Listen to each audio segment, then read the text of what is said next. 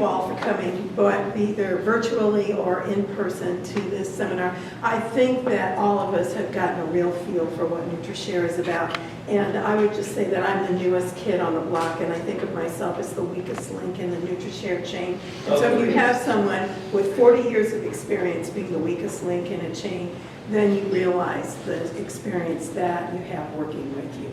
All of the pharmacists and the clinicians at Nutrishare, including an absolutely fantastic dietitian, Carol Ireton-Jones, and Reed Nishikawa, and all the pharmacists. We're all here to help you in any way we can to make your journey something like what Sally shared. And it is a tough journey, and we all have a tremendous respect for what you go through. So today I'm not here to teach you how to do a central line dressing change. I am here to essentially reinforce some things that you know, but maybe give you a different way of looking at it. So the first thing I would say, and their handouts are in your packet, is what do you currently do for your dressing change? And you know, if you haven't had a central line infection in years, if you don't have side infections, if your lifestyle allows you to have whatever type of dressing that you do or do not want to do or care, and you have no complications, do not change anything you're doing based on what I say today, because it is working for you. And so while I'm going to talk about some concepts and things like this, the times that you want to look at what you're doing is you've had a spate of central line infections or side infections, or you've had a lot of complications with your line. Then you want to say, okay, let me bounce this off somebody. And so that's what I'm here to talk to you about today, just things to think about. If you have a lot of skin issues, what you want to do is bounce that off somebody. And the clinicians, pharmacists, and we have, you know, Denise Richardson retired, but she's still kind of with us. And you have me, I work part-time. But we definitely will make time to talk to you. If you're having skin issues, the thing that Gail talked about is look at how technology has changed in interventional radiology, right? Well, dressings have changed as well. And so maybe there's something out there that might work better for you. And let's see if we can help you out with that. And in the same way, there are products that are for infection prevention that are available to you that perhaps we ought to look at. So those are the things I want to talk to you about.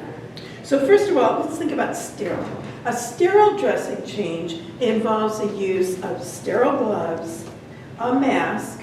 Now you always want to do hand hygiene before you do a dressing change of any kind or whenever you're going to access your line. And that can mean soap and water, particularly if you've been working outside in the garden or you know, have horses or something like that. If you've been outside or you just changed your granddaughter's diaper, I think that you want to go ahead and actually wash your hands with antimicrobial soap as opposed to the ever popular and really important hand sanitizer. Make sure your hands are clean before you put the, or dry, before you put the gloves on, just a tip, because we've all done that, and then it takes forever to get the gloves on. Okay, so a sterile dressing is completely free of bacteria or virus. So what I have set up here is what I would call a clean, sterile approach. This is a sterile drink, and I have half of it for sterile products and half of it for clean products, so that you lay things out in a way that allows you to do the dressing change and keep things separate but clean and sterile. Antisepsis is the freedom from contamination of harmful bacteria. Not all bacteria is harmful. If it causes a monkey an infection, it may not cause us an infection, things like that. So it's freedom from harmful bacteria. So an antiseptic is something that is going to protect us from harmful bacteria when we cut ourselves and we clean ourselves, clean the wound. Disinfection is the removal of that bacteria using a substance. So things like alcohol, you know, rubbing alcohol, the chlorhexidine prep, bleach for, say, your area. You want to disinfect the area where you're going to do the dressing change, right? So you clean it with a Clorox wipe, and then the disinfection occurs in the drying. So when you clean your Hickman catheter hub here to hook up, the disinfection occurs in the drying. So you don't clean it, it's wet, and hook right up. You let it get dry.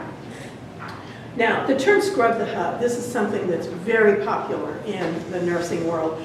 Cleaning for 15 to 30 seconds in order to clean all around that catheter so that you get the top, the sides, everything. Because the working theory now is that most of our infections come from this hub right here and not the exit site. And certainly in my world is pediatrics, but I'm actually an adult nurse practitioner, so I saw it with adults as well. So exit site infections are becoming less and less something you see, and these hubs are the things we want to work on.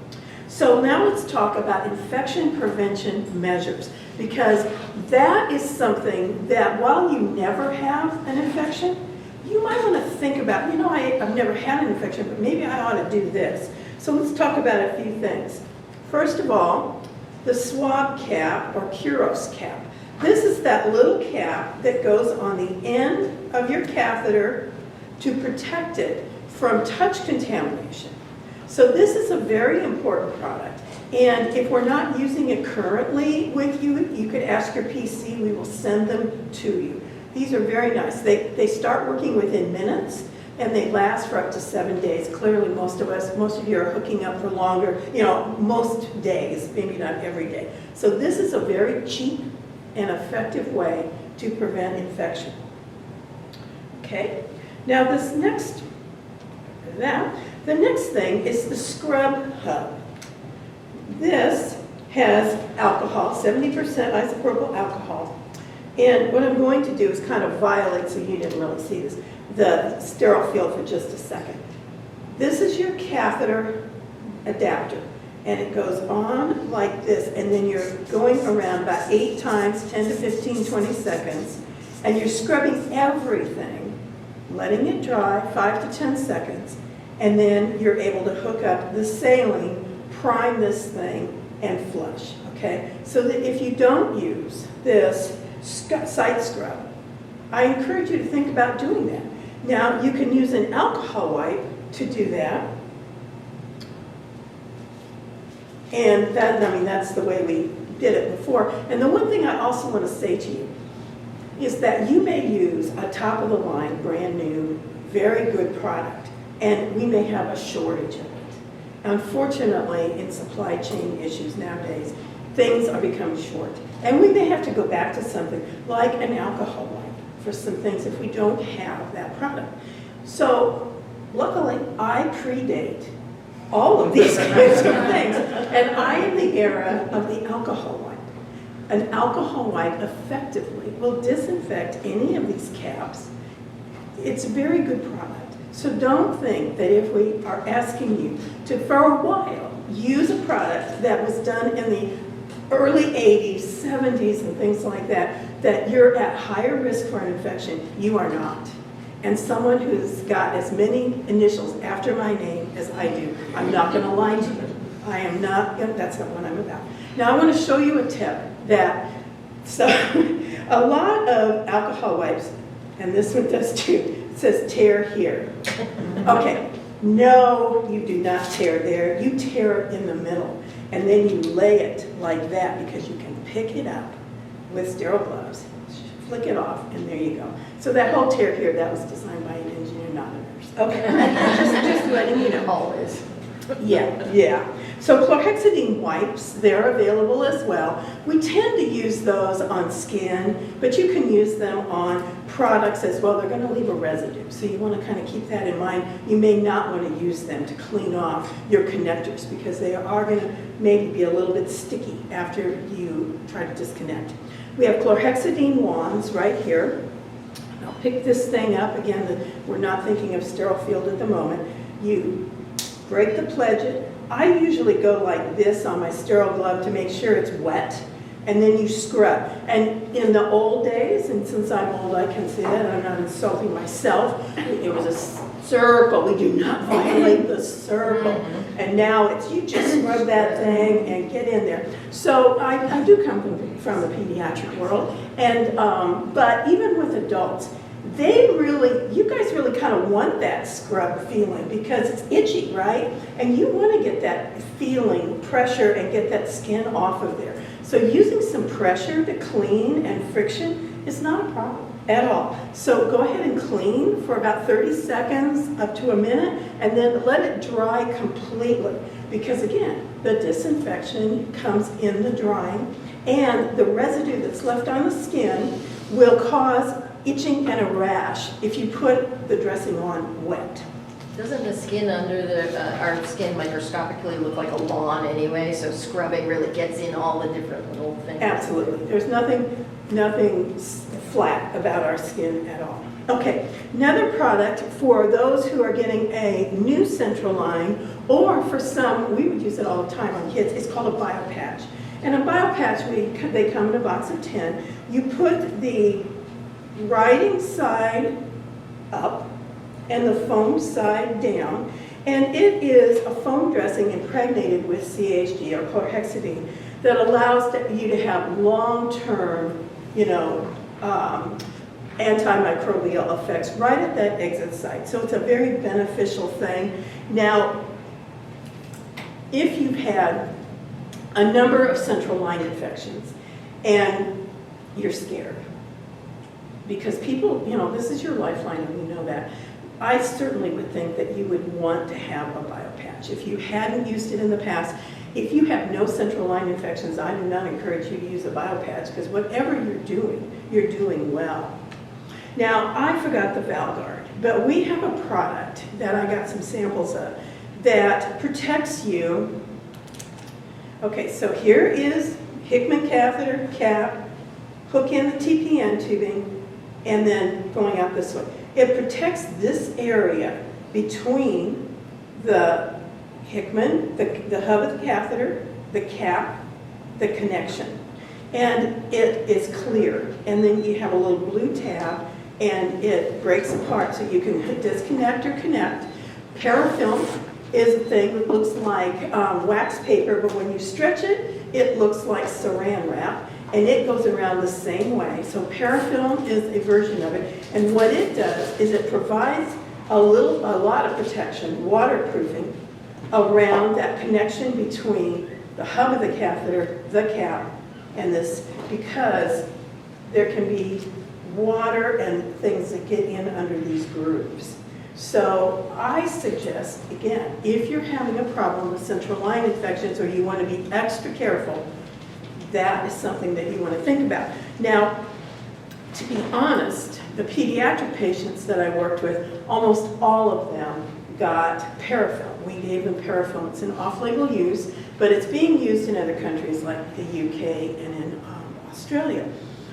But the reason for that is because kids will teeth or suck on that part of their catheter because it's hard, and when they're teething, they're like puppies that go after a leather shoe. So we really got to, do the whole whatever we can do out of sight, out of mind, and this whole thing that Gail talked about with the back was absolutely spot on. Put them out the back many times. Now, let's talk just a little bit about dressings. And there are a lot of them on the market, and my colleagues at Nutrishare sent me a ton of them. So I want to just talk about a little of them. This is an IV Clear, and let's see, that is not IV Clear. This one is. This is IV Clear, and it has a silicone backing right here. So it's for people that kind of have skin issues. And it has silver and chlorhexidine in it. Silver is an antibacterial ion. So I started an enteral access team before I retired around G-tubes and things. So for anyone, by the way, on Zoom or whatever, if you have a problem with your G-tube, I might be able to fix that. So keep that in mind. But we would use silver ion impregnated dressings to fix things around G-tube stomas all the time. And so there's no downside to long-term use, but I probably wouldn't necessarily use this constantly, but it's a very nice dressing for people with sensitive skin. Tegaderm 3000 is also a product that is good. It's hypoallergenic, and in pediatrics, again, we were very big on the whole issue of adhesives and not having allergies to adhesives. but it allows moisture to leave. So if you are an active person like Gail and you do half marathons, you might want something like this that allows you to breathe a bit.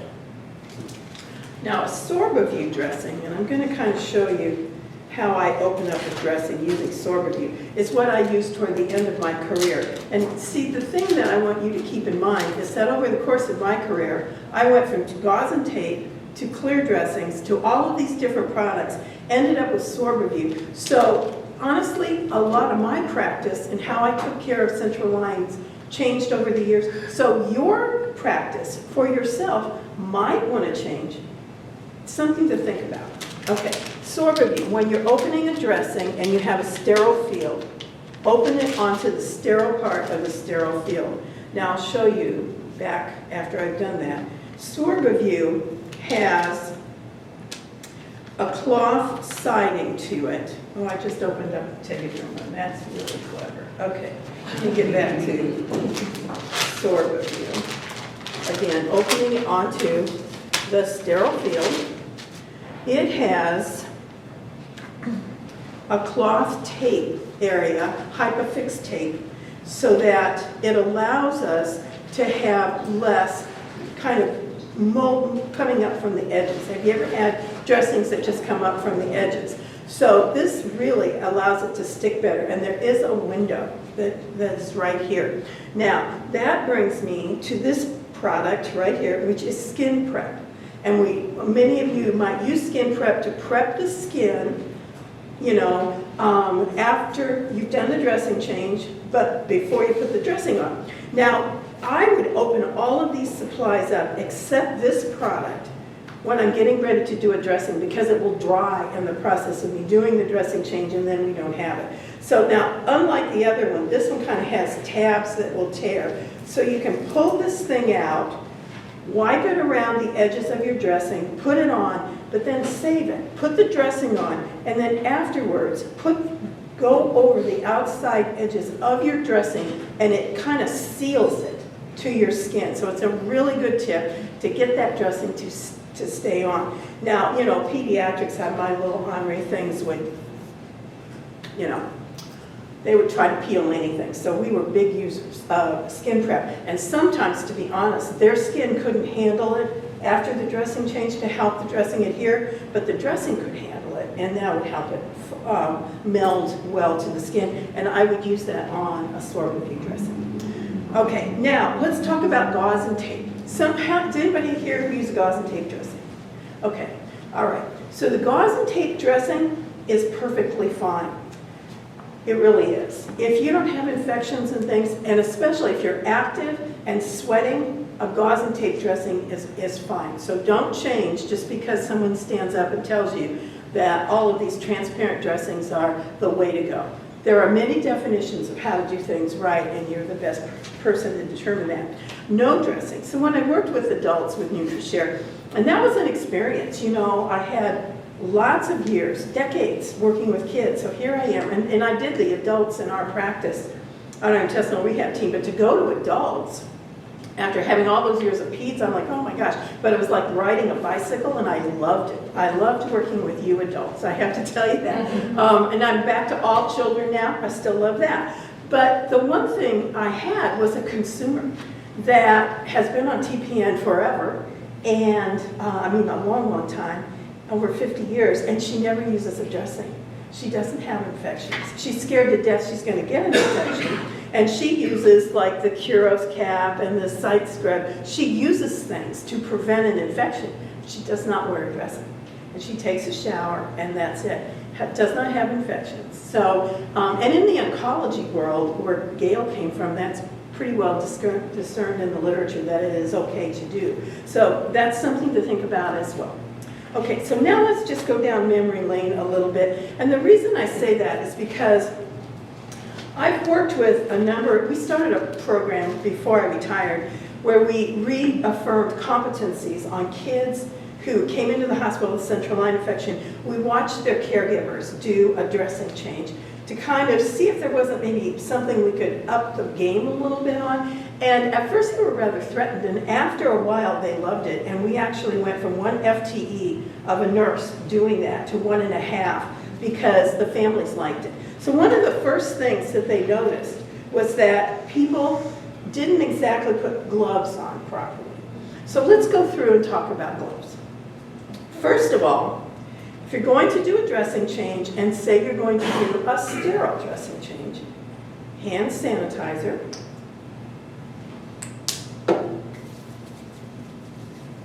letting it dry, okay, and actually mask,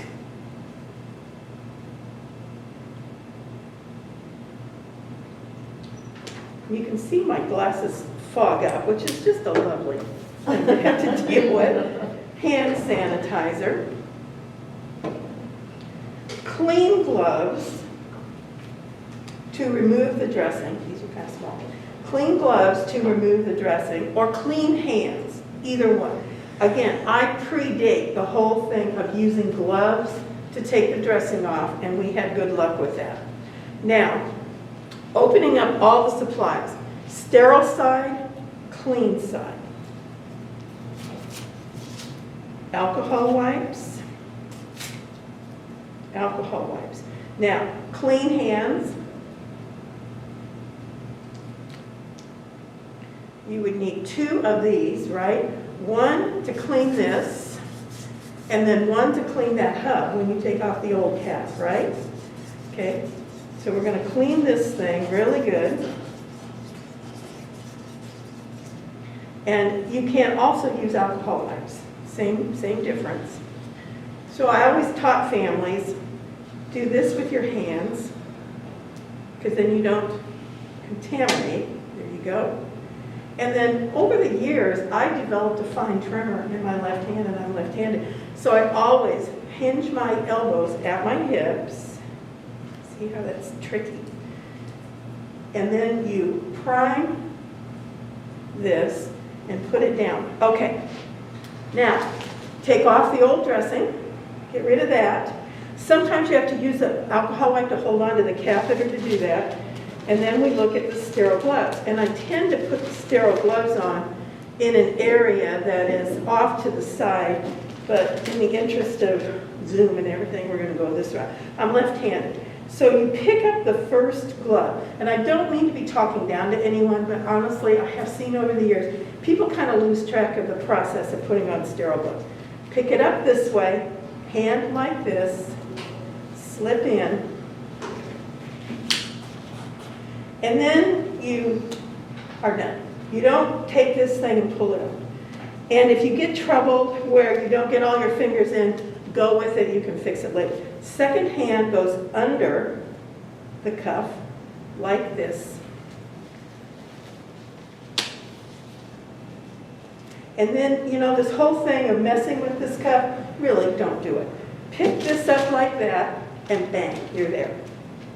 So that is how you put on sterile gloves, as just a reminder. Now, there were some families that I worked with that did not have a sterile drape in their dressing.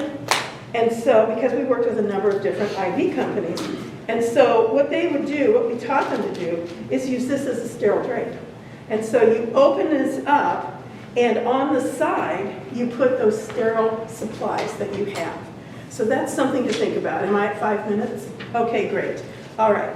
So that is the gist of a central line dressing change. I don't have a catheter. I'm not going to ask for a volunteer from the audience to do it. But I just want to, like I said, keep in mind the thought that things change. Things evolve over time. Go ahead and sit back down so that you're not standing, because I feel very self-aware of the fact that standing can be a problem. But if you're starting to develop issues or you want to know more about what's out there, then call one of us. And the pharmacists are very well educated as well on central line care. But this is a big deal for you. And we do not want you to have central line infections. Every time you have a central line infection, it sets back your gut, it sets back your ability to function, and lands you in the hospital at the most inopportune times. Not that there is an opportune time to go to the hospital. So that's it for me, and I thank you for your time. And so Gail, you want to come up and Good questions?